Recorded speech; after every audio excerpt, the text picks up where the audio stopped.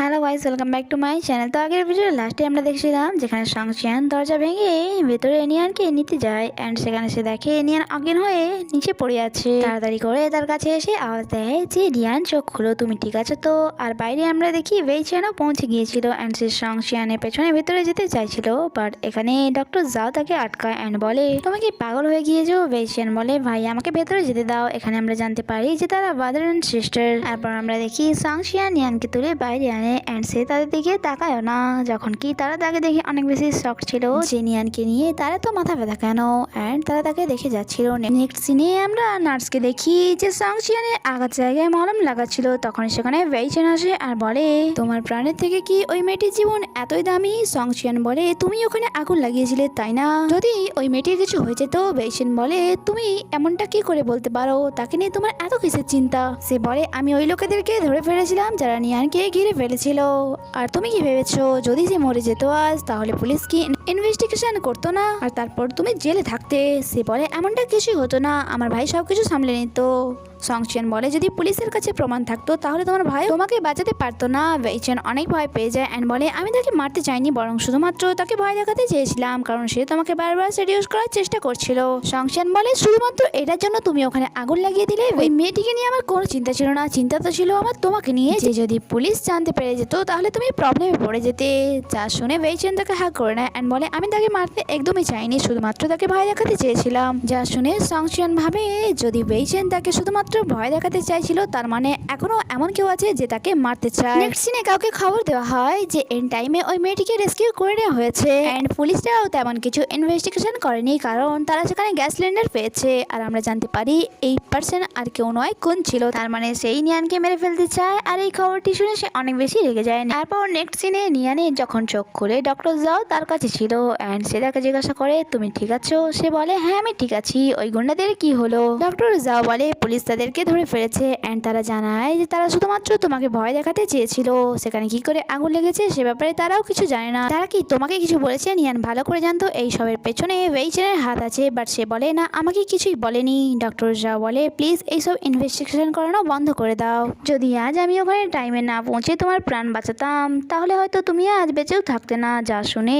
নিয়ান জিজ্ঞাসা করে তুমি আমার প্রাণ বাঁচিয়েছো? অ্যান্ড সে ভাবে তাহলে কি আমি ভুল দেখেছি? অ্যাকচুয়ালি সে ওই সময় সংশিয়ানকে দেখে ফেলেছিল, বাট অজ্ঞান হওয়ার কারণে সে বুঝতে পারছিল না যে এটা তার কোনো স্বপ্ন ছিল না সত্যি।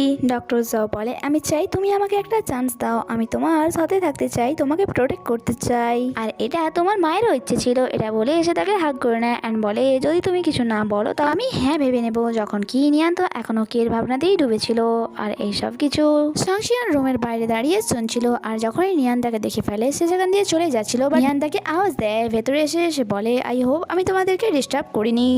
নিয়ান ডক্টর জাওকে বলে অ্যাকচুয়ালি আমার তার সাথে কিছু কথা আছে, তাই তুমি প্লিজ বাইরে যাও। তার যাওয়ার পর নিয়ান বলে আমি জানি এই সবের পেছনে ওয়েইচেনের হাত আছে, এবারে তো আমি রেকর্ডিংও করে নিয়েছি, তুমি যদি চাও তাহলে চেক করতে পারো। তাই তুমি আমাকে জাওয়ানের সাথে দেখা করাবে নাকি আমি এই ভিডিওটি পুলিশকে দিয়ে দেবো? সংশিয়ান বলে তুমি এত জেদি আমার জানা ছিল না। আর নিয়ান পুলিশকে কল করতেই যাচ্ছিল, বাট সংশিয়ান তাকে আটকে বলে ওকে আজ রাতে তুমি এই লোকেশনে আমার সাথে দেখা করো অ্যান্ড তার ফোনে একটি লোকেশন সেন্ড করে দেয়। যাওয়ার আগে নিয়ান তাকে জিজ্ঞাসা করে যখন ওখানে আগুন লেগেছিল তুমি কি সেখানে ছিলে? সংশিয়ান বলে আমি সেখানে কেন থাকতে যাব। নেক্সট সিনে আমাদেরকে দেখানো হয় ডক্টর জাও ওয়েইচেনের সাথে দেখা করতে আসে অ্যান্ড তাকে বলে এইবারে তুমি যা করেছো তার জন্য তো আমি তোমাকে মাফ করে দিচ্ছি, বাট নেক্সট টাইম থেকে এমনটা যেন না হয়। যদি তুমি আর কখনো তাকে হার্ট করতে চেয়েছো তাহলে আমার থেকে খারাপ আর কেউ হবে না। ওয়েইচেন বলে তুমি তার জন্য আমাকে এমন বলছো? এটা ভুলে যেও না যে তুমি তার মাকে মেরেছো, যদি সে জানতে পারে এই সবের পিছনে তোমার হাত ছিল তাহলে তুমি ভাবো তোমার সাথে কি হবে। এটা বলে সে সেখান দিয়ে চলে যায়। নেক্সট সিনে আমাদেরকে দেখানো হয় সংশিয়ান নিয়ানকে এক জায়গায় নিয়ে এসেছিল অ্যান্ড তাকে বলছিল এটা মনে রেখো এখানে সমস্ত রেঞ্জের পার্সন থাকে, তাই তোমার যদি কিছু হয়ে যায় তার জন্য আমাকে ব্লেম করো না, কারণ তোমার বলাতেই আমি তোমাকে এখানে নিয়ে এসেছি। অ্যান্ড সে তাকে একটি কার্ড দেয়, তারপর মেন ডোর বন্ধ হয়ে যায়। ভেতরে আসা মাত্রই কিছু লোকেরা তাদেরকে চারিপাশ থেকে ঘিরে ফেলে। সংশিয়ান তাকে আস্তে করে বলে, যখনই আমি তোমাকে বলবো তখন এখান থেকে পালানো শুরু করবে। নিয়ান বলে, আর তোমার কি হবে? সে বলে, আমাকে বাদ দাও, তুমি নিজের ব্যাপারে ভাবো। তখনই সেখানে এক পার্সন আসে অ্যান্ড বলে, হ্যালো মিস্টার কে, কেমন আছো? অনেকদিন পর তোমার সাথে আবারও দেখা হলো। সংশিয়ান বলে, তোমার কথা ভুল হচ্ছে, কারণ আমি কে নই। ওই পার্সন বলে, যদি তুমি কে না হয়ে থাকো তাহলে তোমার কাছে এই কার্ডটি কি করে এলো? কারণ আমি এই কার্ডটি শুধুমাত্র দুজনকেই দিয়েছিলাম। যদি তুমি কে না হয়ে থাকো তাহলে তুমি কে? সংশিয়ান বলে, আমি ওয়েই ফ্যামিলির সাথে আছি। ওই পার্সন বলে, আচ্ছা, তার মানে তুমি ওয়েই ফ্যামিলির নিউ হেড, আর তোমার সাথে এই মেয়েটিকে। নিয়ান ফরেন সুযোগ বুঝে বলে, আমি তার পিয়ন্সে। যা শুনে ওই পার্সন তার কাছে এসে বলে, যতদূর আমি জানি মিস ওয়ে কিছুটা ডিফারেন্ট। এখানে সংশিয়ান তার হাত ধরে নেয় আর ওই পার্সনও ফরেন ইউটার নিয়ে নেয় অ্যান্ড বলে, আরে তুমি এত সিরিয়াস কেন হচ্ছ?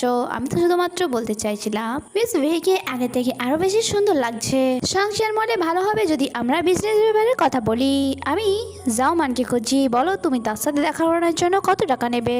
যা শুনে ওই পার্সন বলে, জাওমানকে তো অনেকেই খুঁজছে, তাই এই ডিলটি টাকা দিয়ে নয়, বরং তোমার কোনো দামি জিনিস দিতে হবে আমায়, যেমন মিস ওয়ে। যা শুনে সংশিয়ান অনেক রেগে যায় অ্যান্ড বলে, তোমার সাউথ ওয়েস্টের কেজিনো আমার হাতে আছে, তাই তুমি যদি এটা থেকে পিছু সরাতে চাও তাই ভালো হয় তার সাথে আমার দেখা করিয়ে দাও। আর ওই পার্সনও বুঝে যায়। নেক্সট দিনে সে তাদেরকে একটি জায়গায় নিয়ে আসে। সংশিয়ান জিজ্ঞাসা করে, তুমি শিওর জানো যে তাকে আমরা এখানেই পাবো?